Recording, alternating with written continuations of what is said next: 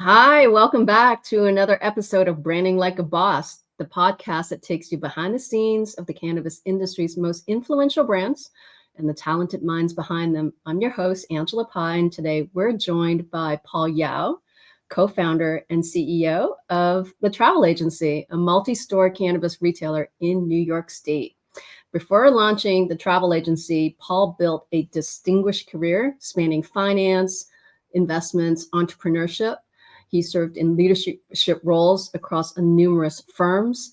And over more than 2 decades, he has advised, invested, and scaled companies across many industries. So today, we're here to learn more about how he leapt into the cannabis industry and what inspires him as he's setting the mission-driven approach to the travel agency. So whether you're an aspiring entrepreneur, a marketing professional, or simply fascinated by the cannabis industry, you're in for a real treat. So let's dive right in. Hey, Paul. Hey, well, great to see you again.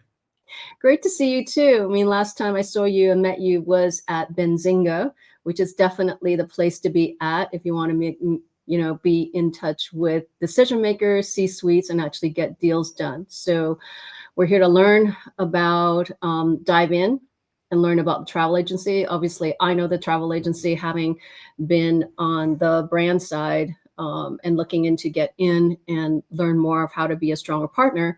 But as a retailer in New York that has a specific curated experience, let's learn more. Learn more about you. And it's Sure. so distinguished, and it has that evocative name. So share with us the story and the inspiration of where it started. Yeah, so when we worked with our creative director, Jessica Schriftman. She's a longtime friend of ours. She used to work at Wyden and Kennedy, so she's done like some amazing work. And so we worked with her in an outside agency called the Fortnight Collective to come up with the name, the Travel Agency. But in our brief, what we wanted to do was have a name which obviously, it represents the benefits of what cannabis can do for you personally when you're consuming. But we also wanted to pay homage to like the intent of the New York Cannabis Social Equity Program, trying to create generational wealth for people who had been, disproportionately affected by the racist war on drugs. And it's also a nod to our not-for-profit partner at Union Square, the Doe Fund, which for over 30 years has worked with formerly incarcerated men who are mostly Black and brown to help transform their lives through their various programs. And so the travel agency is a way to travel differently than what the name connotates, but it's about transformation. Oh, I love that. With that whole idea of transformation, you took quite a transformational shift when you decided to come into cannabis retail. I did a little. Before New York, I was working in Massachusetts in cannabis. And when New York legalized, I just saw it as a unique opportunity to get in at the grassroots level and try to build something. And, I don't think anyone knew what that would mean because that was well before the card legislation and everything came out. But the unique opportunity to get involved in a market as big as New York, specifically New York City for us, and in an industry with, pent-up demand. So like the supply-demand balance for cannabis was really interesting because, we knew that there was instant demand for the product. So getting people in the door wasn't the hardest thing, although it's obviously getting increasingly harder, as we know. But it was just an interesting market. Like the analogy we always would talk about was, it's getting into liquor or alcohol post-prohibition. For sure, because we're actually writing history every day. We are. Yeah. Well, what was that moment? What was that pivotal point where you decided, cannabis versus banking? So I'd taken a bit of a journey from banking. I was in banking, private equity. I had a little kind of experience building. I co-founded a startup with an old friend of mine in the health and wellness space. And I really enjoyed the entrepreneurial activity, building something from scratch. But we have all the scars and experiences from that. So I knew I wanted to be an entrepreneur. And after that experience, I was working in the growth equity and venture space for a while. And how I got into cannabis was I was at a venture firm that started making cannabis investments. And through that, I got exposed to the industry. We ended up making an investment into ArcView. And Yes. through that, we worked with ArcView to build out a broker-dealer and an asset management. And the venture fund within ArcView invested it into a business in Massachusetts, which is what I ended up becoming the fractional CFO of. So you really understood the business aspect, the finance, the intricacies of setting up a cannabis business and operating cannabis businesses, even before the idea of the travel agency came to be. Yeah, I had an inkling. Well, when you look at that demand, like you were saying, that that there is an existing demand within the marketplace. So it wasn't the demand aspect of it that you were more concerned about when you're setting up the travel agency and creating it. But it's how is it going to stand out? How is it going to compete? How is it going to differentiate? So what were some of the considerations and the decisions that you made to make sure that the travel agency had this brand differentiation, that it stood out and people understood what it stood for? So one thing that we saw in other markets and we truly believe was going to be an advantage in New York was if you can be one of the first to open, if you can gain that incumbency in a new market, but do it well, build a brand, give something differentiated to the market, really try to acquire customers and retain them. And that can be the foundation of a good business.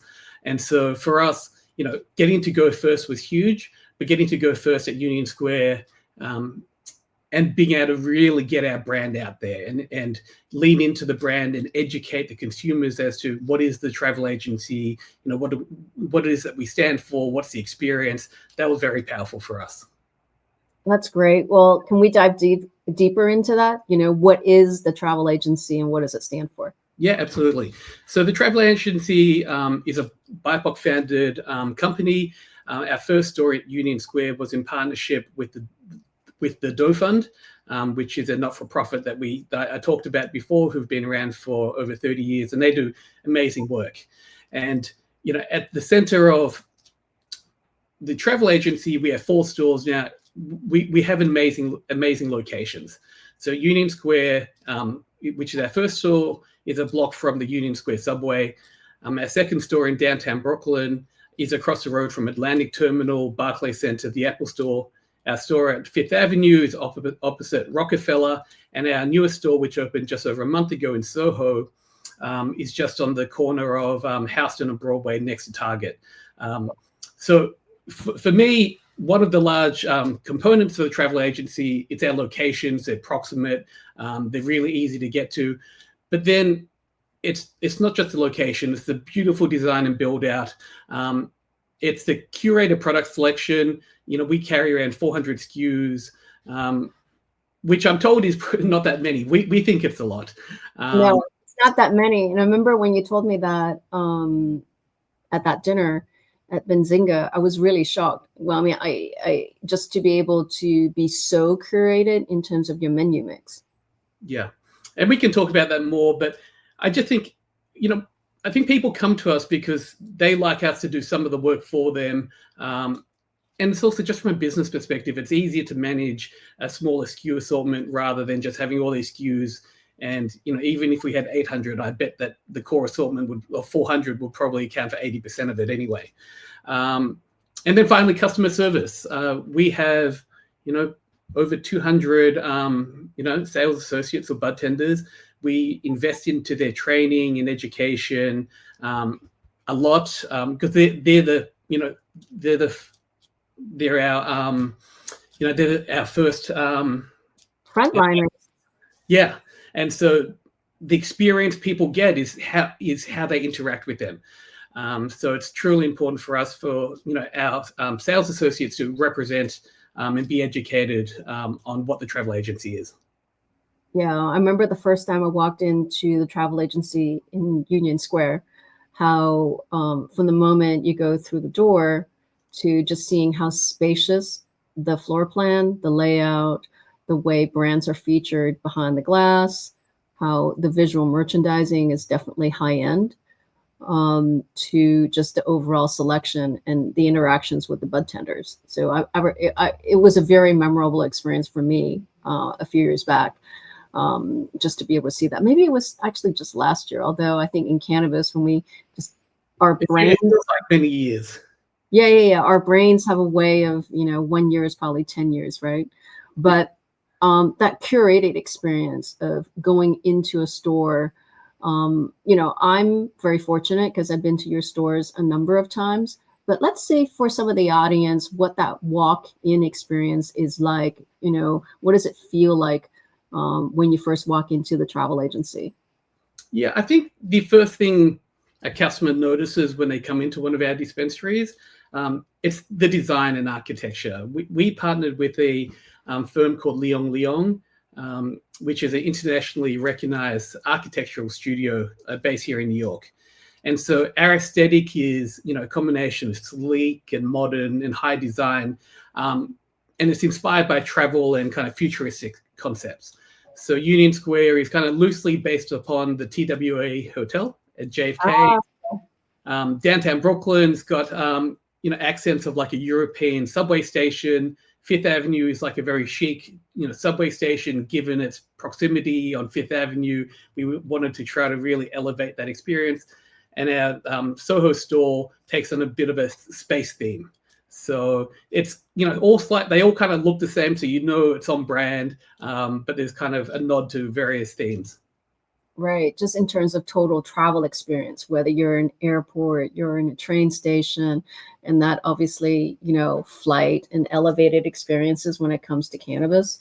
Yeah, the attention to detail is really incredible. So, going into some of the neighborhood dispensaries in Union Square is a very different feel. You can walk a couple of blocks up and walk into a competitive dispensary, and you're kind of like overwhelmed by the number of packages and products and visual aesthetic that sometimes it could distract you from a very focused shopping experience, say when you're at the travel agency. Do you walk competitive stores and kind of look at what they do? All the time. So I believe that you need to know what your competitors are doing, and it's not even your competitors. It's what best in class is as well. So I like to take trips all around the place, just seeing what people are doing to really learn if there's better ways for us to improve. But coming back to what you're just talking about, retail. Early on, someone really drummed this into us that like retail is detail, and so it's all about getting the little things right. It's the minutia which is really important. It's what customers recommend, or no, sorry, what customers remember, and you really have to be on top of all the detail. Oh boy. So when you work with your retail team, your buying team, and really diving into what you offer, because part of that experience is obviously the menu mix, right? Of course, absolutely. So the menu mix at all our stores is a little different based upon the demographic. Brooklyn is a much more smoking heavy location and store, so we have a greater variety of flower and pre-rolls there. Fifth Avenue is more of a discreet customer with so many office workers, so that skews a bit more towards edibles and vapes. And Union Square is more of a traditional mix, I would say, and Soho, time will tell. Yeah, since it's new, and congratulations on opening that store. There was also something that you mentioned about, because I would have thought with Union Square, it's a high proportion of tourist traffic, and you set me straight and you said, nah, or it's not that way. We're not, predominantly the proportion of traffic that's coming in is not tourists, it's actually the surrounding neighbors. Yeah, that's correct. Or people on mass transit. So one of the thesis for the location is Union Square subway has 30 to 35 million passengers come through the station every year. And so what we wanted to, locate was a store which could leverage some of that commuter traffic. And it's a similar thesis with a lot of our stores. Yeah, that's great, because a loyal neighborhood and commuter traffic sets for repeat and frequency that you can build into your overall model, versus a frequent or high proportion of tourist traffic that could be very transient. Yeah. And we do some marketing advertising to tourists, obviously, but the lifetime value on a local is just multiples higher. It's just much more lucrative than paying the cost of acquisition to get a tourist in once. We take everyone, but it's the regulars we all want. I think that's great. Well, since you touch on advertising, and this is a program or a podcast about marketing and branding, what sort of advertising or marketing do you tend to employ? So we do a bit of everything. We work in the kind of the traditional owned, earned, paid media sections. One thing which we think works really well for us is our brand. It's the travel agency brand, and that comes from our owned and earned channels. How we show up, how we sponsor things, how we we run a lot of events and partnerships. We turn up in some unlikely places and unlikely partnerships, but it tells a story of who we are and what we stand for, specifically in New York. And then certainly within the paid channels, we've probably tried everything, and we're constantly iterating on it and trying to refine. It's obviously hard, doing paid programmatic channels in cannabis, given the federal illegality. But obviously there's a number of partners who are working really hard. We work with Surfside for quite a while, who are helping us to iterate and retarget. But it's a constant work in progress for all of us in the cannabis marketing game. Well, yeah, constantly calibrating and looking for which channels are really driving the traffic, creating the visibility, the repeat, and then really diving into your customer behaviors, right? In terms of understanding who are your, most loyal and highest repeat customer, and what do they want. Yeah, for sure. Like, we do a bunch of segmentation and just trying to understand customer journey, the various touch points, channels, which touch points or multi-touch pathways are the highest lifetime value. So we're constantly doing that. And it's also tough in the industry, which is, what are we, 2.5 years in? Yep. Like, what is a baseline? And that's, it's, in a mature market, it's easy to say that your baseline is last year. But last year, we probably have a few hundred more stores now than we did a year ago. And so it's going to be this way for a few more years at least. 100%, especially with, New York, New Jersey, when you're looking at, we don't know how high is high, right? Because the market is still growing so rapidly. You've got new competition, more complexity, and, the regulatory environment, it's great to see that there's more crackdown on, unlicensed. Yeah, for sure. So I think in the areas where we are, they've, the state and city has done a good job. I hear from, a number of my, kind of colleagues in industry and other areas that may not the crackdown on illicit may not be as good. But then we are also all dealing with hemp derived, which is a different beast altogether, more challenging to police, but equally competitive with what we sell. Has hemp derived products impacted on your business? It's hard to say that it hasn't, but I can't quantify it. But we know that the regulations for a majority of the hemp derived products ban it in New York State. But you just go into Instagram and you one hemp derived ad, and then you just fed multitudes of them, so what's going on. And I think the big difference is consumers don't know the difference. So they don't know the difference between, there's just such nuance to legal, right? Between legal in-store cannabis, hemp-derived, hemp-derived gummies, for instance, versus hemp-derived beverages and the different levels of, THC. It's complex. And I imagine, I know it's hard for consumers.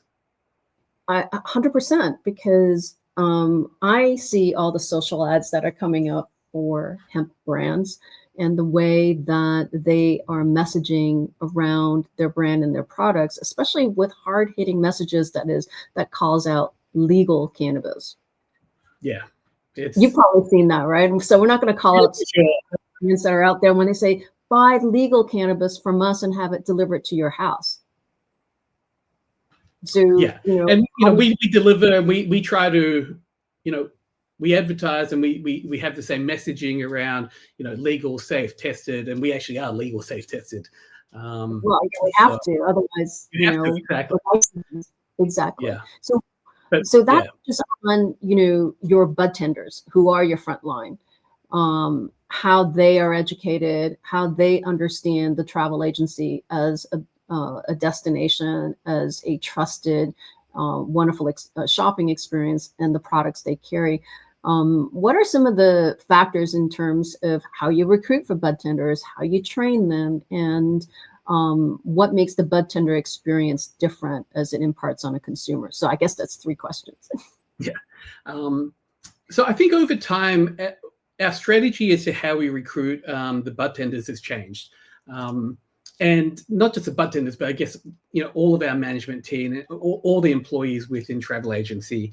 Initially, it was very important for us to have people with some cannabis expertise. Just to have that kind of DNA to understand the plan, to understand kind of some basic questions. But with us now, 4 stores into our 3rd year, we feel like we have a lot of that DNA already, like in the building or in the buildings. And so what we really focus on now is people with like really good retail experience, like people who know how to speak to customers, how important it is to do customer service. Like we're even changing our model to be even more customer centric, having, just a retail floor manager, someone who just like is a champion of the floor.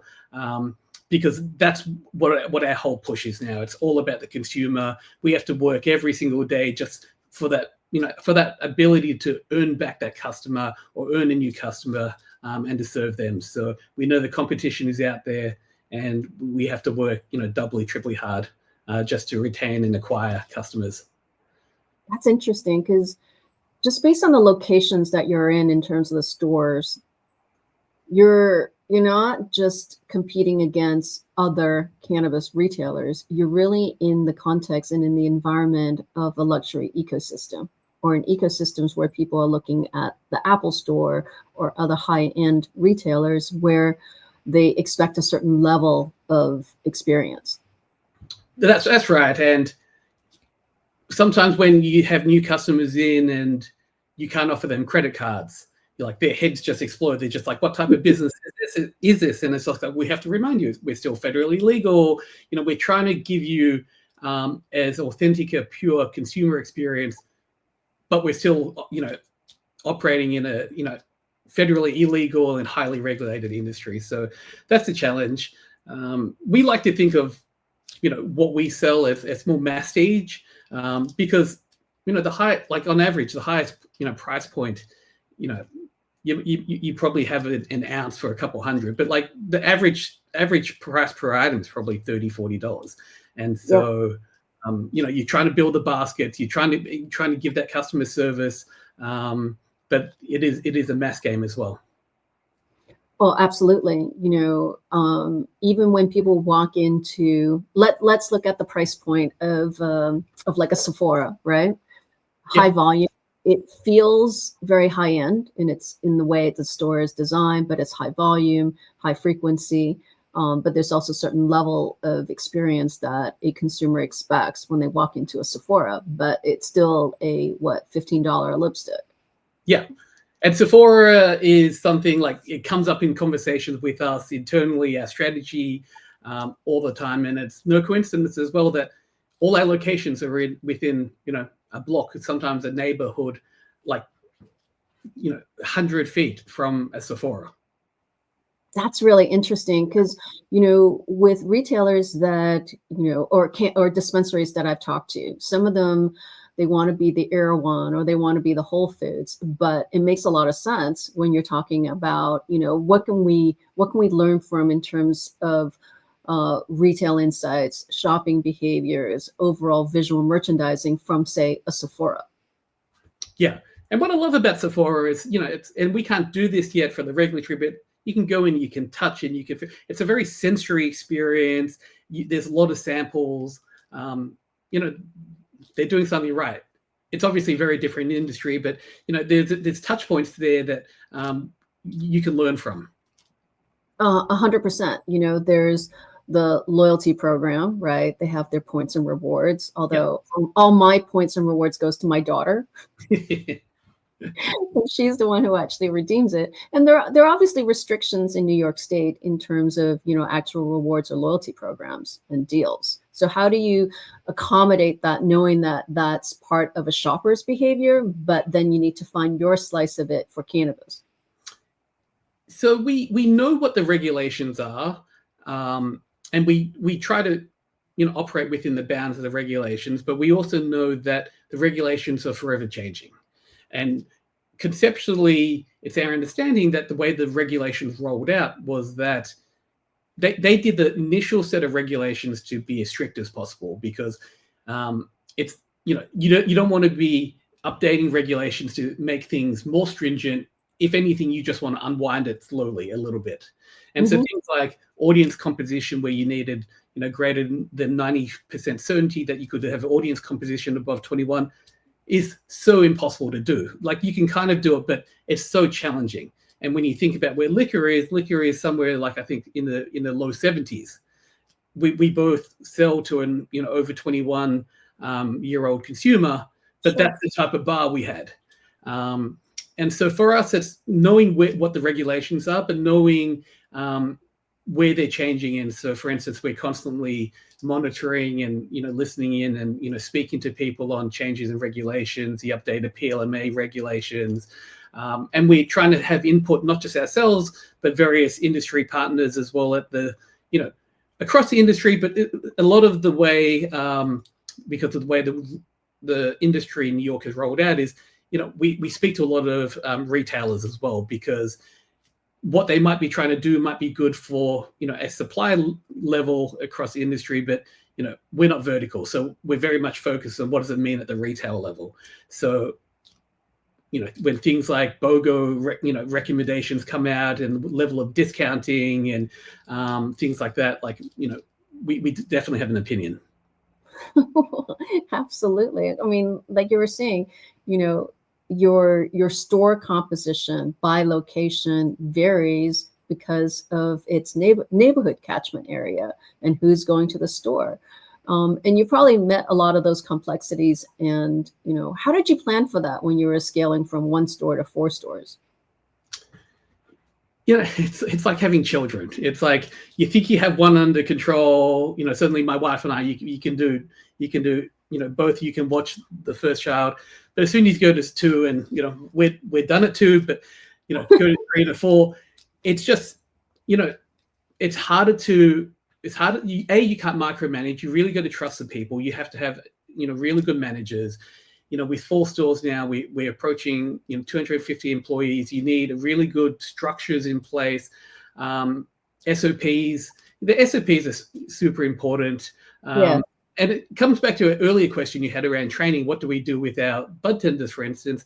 As we open a new store, we do 40 hours of classroom style training with our bud tenders. So we really try to educate them about all aspects of the plant, about retail, about the business. And then we actually, for days we run like mock sessions on point of sale, how to use Dutchie, Alpine IQ, just a whole variety of things which, we need to do our business. We invested in a director of learning and development earlier this year to help us across the stores really push out the culture, the learning, and the education across the stores. Because what's really important is the uniformity. We want someone who can walk into Fifth Avenue, who then may walk into Brooklyn. We want them to have the same experience. Sure. You know? And that's very important for us. Yeah. Did you say 250 employees? Yeah, I think we're just under 250 now. Wow. Because we're also open, 100 hours a week. So each store, we're open 9 a.m. till, 11 p.m. Sunday, Thursday, and 9 a.m. to midnight on Friday, Saturday. So, that's almost 2.5 full-time teams per store. Wow. And we do delivery. That's right. So, so how many store members are on the floor at any one time in the store? I guess it would depend from store to store, but it depends store to store, and it depends hour by hour. So at our peak, in what we call drive time, we have, the way we design is we're designed for volume such that, we have 15 point of sales that we can get people in and out in, definitely under 10 minutes at our peak. So if you come during drive time, if you come at 6 p.m., making up 6 p.m. on a Thursday before a holiday long weekend. My gosh. We'll have all hands on deck. We'll have 15 people on a point of sales. We'll have runners. We'll have people in the day vault. We'll have people in the vault. We'll have people on the sales floor. So, we'll have, 20, 25 people just trying to, help customers and process them through quickly and give them a great experience. Wow. 10 minutes. That's incredible. Considering that all your stores are counter to customer and not open shelf, that's incredible. Yeah. It's just like, we want to give that customer experience that, I don't think no one wants to wait 40 minutes to get your product. They want it to be like going to a Sephora, right? I think you just want that experience. You want that self-discovery or curated discovery with the help from a customer associate, and you want to be able to get in and get out. Oh, 100%. You don't want to wait in line forever. And, so does that mean that your bud tenders have a certain script when, they're having interactions when customers come to the counter? I wouldn't say we're not that prescriptive, but there's kind of obviously some core elements just to good customer service around understanding what it is a customer's in there for, trying to understand use case, if they're new, the existing, what type of categories they like, if they're open to trying something new, are they in there just to grab and go? Do they actually want to learn? Like in our Union Square store, we have a whole what we call a flower room where it's a terpene room where it's part education and consumers can go in there, they can smell different terpenes and learn about it. So yeah, it's beautiful at the back of the store, right? Correct. Yeah. It's gorgeous. So then bud tenders aren't just, when you're coming to the counter, just saying, hey, what are you in for today, right?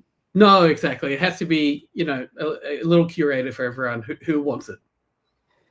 Yeah. I go into maybe, 5 or 6 stores a week, just to, do a lot of neighborhood shopping, seeing what's out there. Of course, I have to buy products. I don't want to feel like the bud tenders just giving me all this time and I just wasted it and not making it a valuable experience for them as well. I still do the same. I actually buy a lot of product. I give it to friends. It's just me too, because I can't consume everything that I buy, and we get samples ourselves as well. So a lot of times we don't have to buy.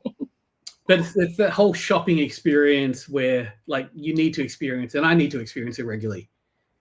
Oh, 100%. I'm sure there are customers who are coming into your store who have their favorite bud tenders, right? They want their favorite store managers, and they know them by name. They know what they like.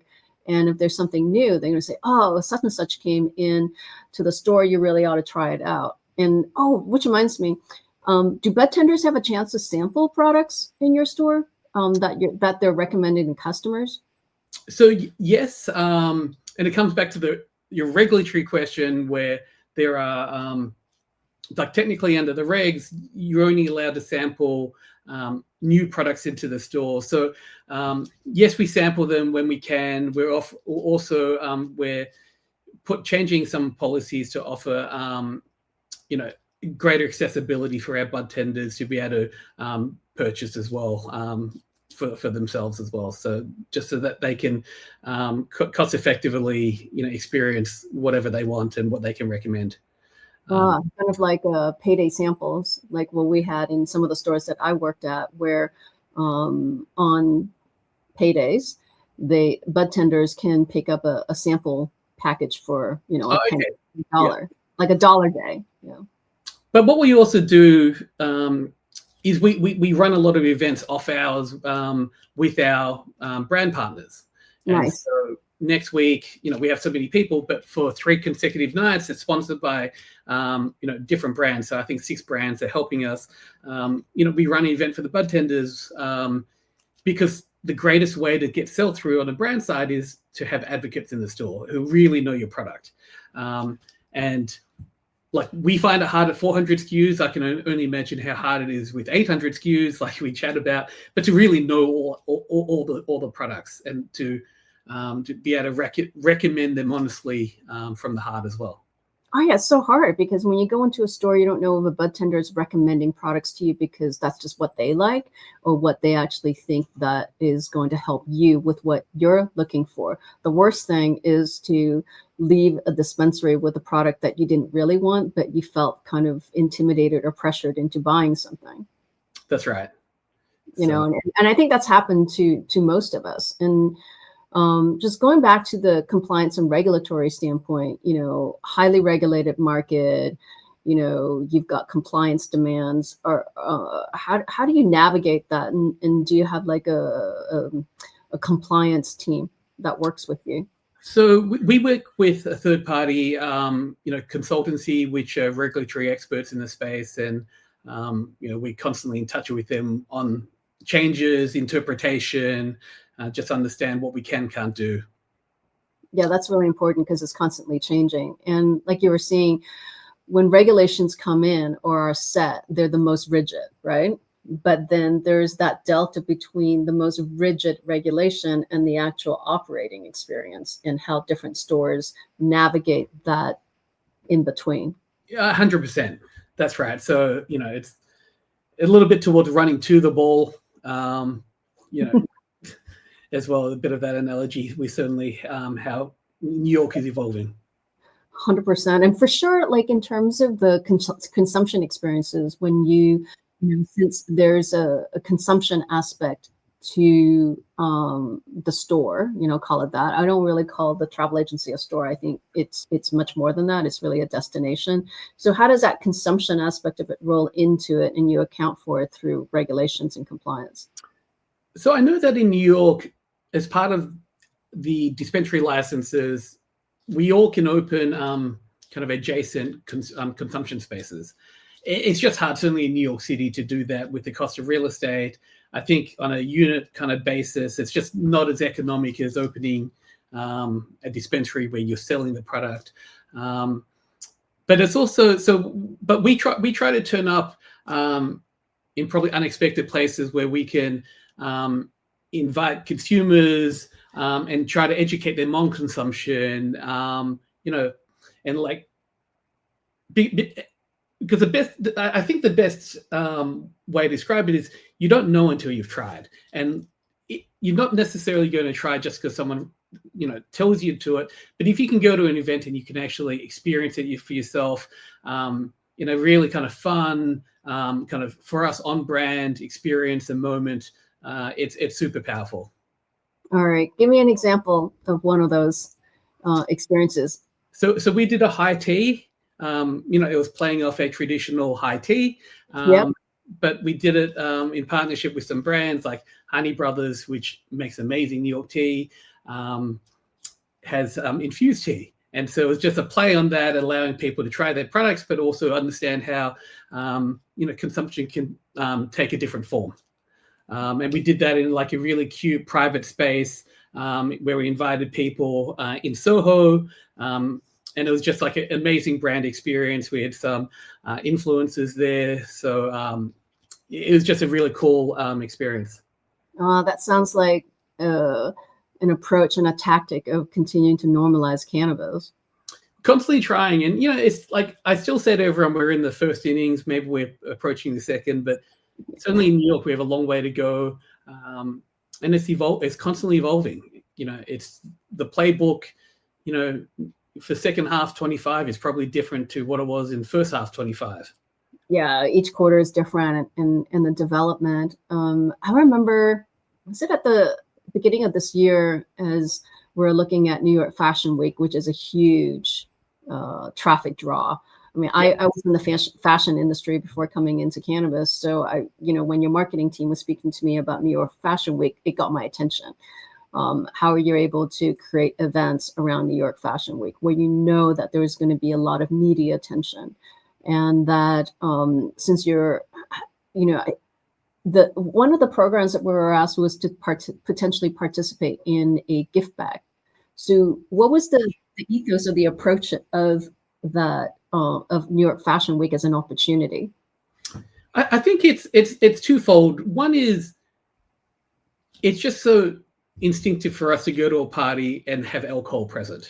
And we know that cannabis is a alternative to alcohol, and there's a huge shift away from alcohol to cannabis. So, like, as an opportunity to present someone the option to learn or to consume cannabis in lieu of alcohol is super interesting. And then from the second point is from a brand moment. New York is can be viewed as like the epicenter of the world. Like, things happen in New York, and so it's just cool to be associated with the great events and activities in New York.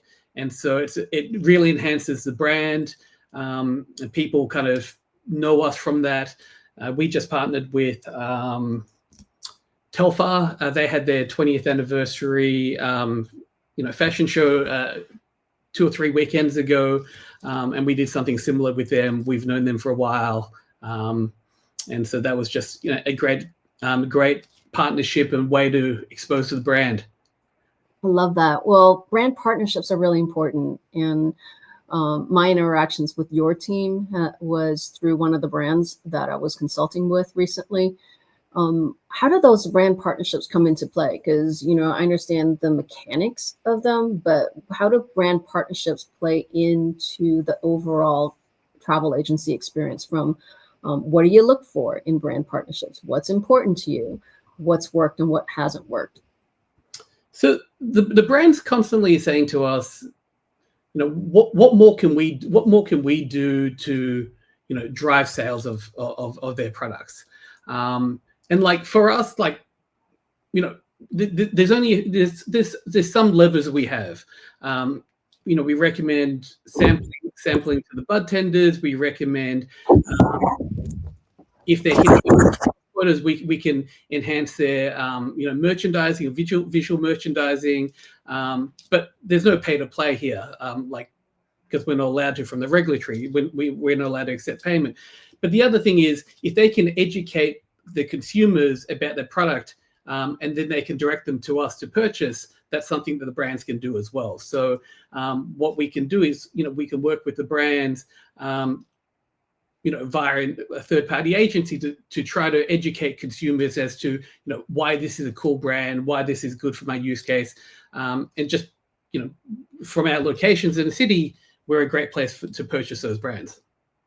Right. So then the brands are actually driving traffic and educating customers. Yeah.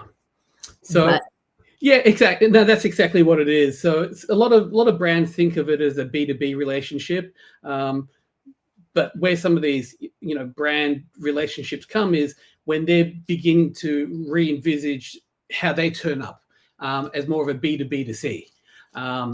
And so there's not that many, but it's evolving how these brands actually show up to consumers. And, good examples of that are some of these older, more national brands which have been around a while. If you think of the Caminos and things like Wilds of the world. But there's kind of other brands which are certainly new to New York, and and they probably other brands which have been in other states. But they have to educate the consumer, because we always think about the way consumers purchase. It's a push-pull. And so ultimately what we always want is consumer pull-through. A lot of people think you can spur consumer sales by pushing a new product. You innovate something cool and interesting, you push it out there. And maybe that works initially, but it's like everything. It's like the retention discussion we're having on, visitors, tourists versus recurring. You just need that constant pull-through. And so unless we're getting the pull-through, it's really challenging. So, anything to aid in consumer pull-through, education, just touching the customer and really letting them know about your brand. 100%, because, selling into a store is just getting you in, at the box, not at the starting gate. No, exactly. And we see, that's why we see a number of these celebrity partnerships and things like that, where people, think that, like, if I can attach to, it's borrowed brand equity. Like, can I be associated with something which is going to help drive volume? Well, there is that disconnect. There might be a celebrity-led brand or a celebrity collaboration, but does that particular personality drive the loyalty and the sell-through on an ongoing basis, or it's just by association? Which in cannabis, it's very quick that we're learned to see that it's a bit empty. Yeah, and fundamentally, the product just has to be amazing. So, as soon as that packaging is off and you're consuming, you know from your experience whether you liked it or not. Well, that's true. Having been in dispensaries and worked in dispensaries, your exit bag is probably in the first, garbage receptacle closest to the store. And then that packaging is probably the second thing that goes into it, right? Yeah, 100%. Yeah. So that initial store appeal of how it's branded, how it's been marketed. But once you walk out of that store, it has to stand on its own 2 feet. As, do the products taste good? Do they deliver on the promise? And do I want more of it? And is it priced in at a level that I can afford it on an ongoing basis? Exactly. I totally agree with all of that. Well, we're kind of getting close to the bottom of the podcast. As a CEO and as a co-founder, what has been your guiding philosophy in terms of your leadership style? So I have what I like a very yes bias. A number of the places I worked early in my career, which really kind of helped shape me professionally around the culture. We'd always talk about freedom within bounds, a yes mentality, and I kind of have the same. Where it's like, if someone has, like, they think it's a crazy idea, it's just like, yes, you should try it within bounds. And that's what we're about. We're about trying to push the boundary, but reasonably, sensibly, maturely. And it's about having the right people in place, through the organization, which is of paramount. But, we always talk about the one thing which is you can never have enough of, whether you're entry-level sales associate all the way to a co-founder. It's that hustle. And, you know it when you see it, and it's just such a skill. Yeah, there's that sparkle, that spark of excitement of being ambitious for yourself. For yourself, exactly. Yeah. And so if I could have one thing in an employee, it's hustle. That's cool. Yeah. Well, I think that draws, cannabis does draw that level of hustle from people who are interested. I think there are probably easier jobs out there than working in a dispensary or working in cannabis in general. So you kind of have to have that connection of why you want to be in it. Yeah, no, totally. But I also appreciate the draw of cannabis.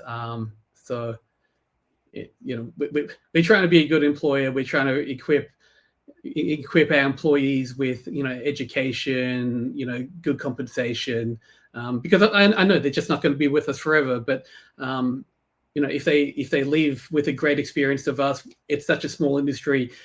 We've already had people who no longer work with us, and it's great to see them at events and, give them a hug, and it's just good to know what's going on. So, we are a very tight knit and small industry. That's fantastic. Well, we've seen the first half of 2025 go by. So what's ahead for the rest of the year? I think for us, it's really focusing on, what we have in front of us, the 4 stores, really trying to continue to grow the stores. And from that is focusing on the customer, the product selection, and really just trying to deliver to the consumers, our best, and trying to meet them where they are, wherever they are. Yeah, hitting on the fundamentals. As we all know, the foundation is super important. Yeah. So my fun question at the end of every podcast is, do you have a superhero alter ego for cannabis? So it's funny because I was thinking about this question, and so one vape I love is I love this Bruce Banner vape, and it made me think, it's like I love Bruce Banner and the Hulk. I like the sativa, or slight, hybrid sativa of Bruce Banner, and like there's this other strain I love, which is like it's an infused green caffeine, and for me that's the Hulk. It's like when I really need the energy and I need to go. I remember coming back last year from overseas, and I was so jet lagged, and I had an event, and I tried this green caffeine, and it just powered me. And for me, like that's the Hulk. Yeah, that transformative. Yeah. That. Well, there's definitely power in the green, and supercharging our experience, our hustle. And thank you so much for being on our podcast today. And how can our viewers reach out to you? Yeah. So please come and visit us at the travel agency. It's the travelagency.co. Would love to have you at all our locations. So thank you very much. Awesome. Thank you so much, Paul. Thanks for being on the podcast. Appreciate it. Thank you. See everyone next. Take care. Cool.